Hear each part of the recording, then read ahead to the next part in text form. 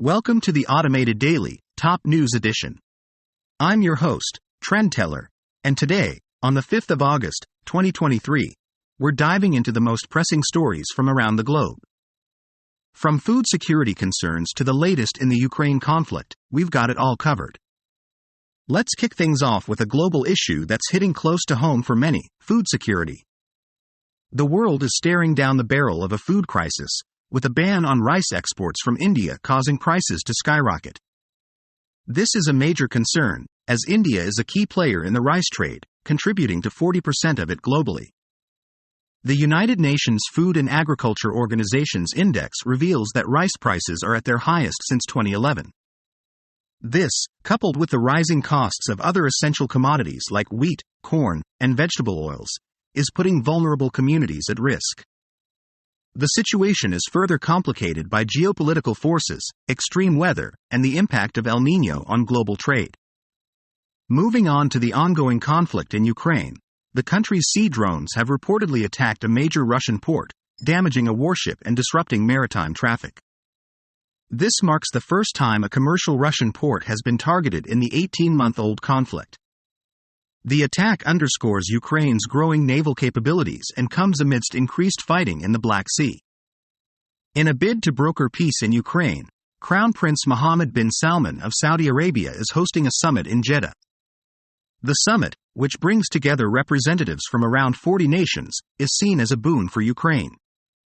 It undermines Russia's narrative that Ukraine is only supported by Western countries and offers an opportunity for the international community to develop a unified vision for peace. Turning to health news, the FDA has given the green light to the first pill for postpartum depression, Zurzuvae. This is a significant development as it can be taken at home and acts quickly, providing relief during the crucial bonding period between mother and baby. However, it's important to note that the drug does have side effects, and researchers stress that social support and other measures are also needed to address the condition. South America is currently in the grip of an unprecedented winter heatwave, with temperatures forecasted to exceed 40 degrees Celsius in southwestern Brazil.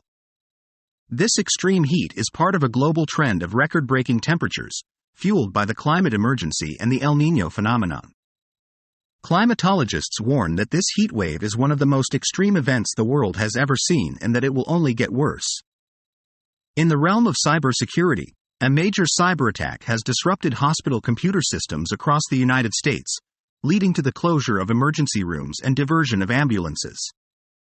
The FBI is currently investigating the incident. Over in Africa, France has pledged its support for the West African regional grouping ECOWAS in its efforts to prevent the military coup in Niger from succeeding. French Foreign Minister Catherine Colonna has warned that if the junta in Niamey does not hand back power by Sunday, the threat of a military intervention by ECOWAS member countries should be taken seriously.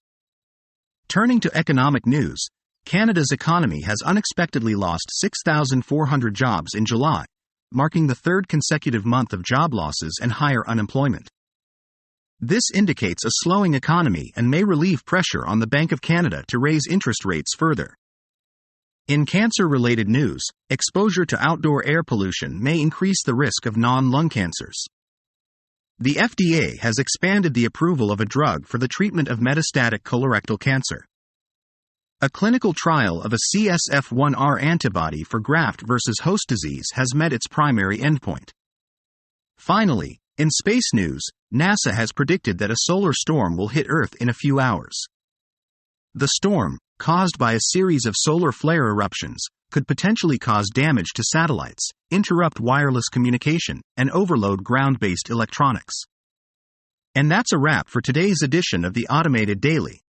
I'm Trend Teller, and I'll be back tomorrow with more top news stories. Stay informed, stay safe, and have a great day.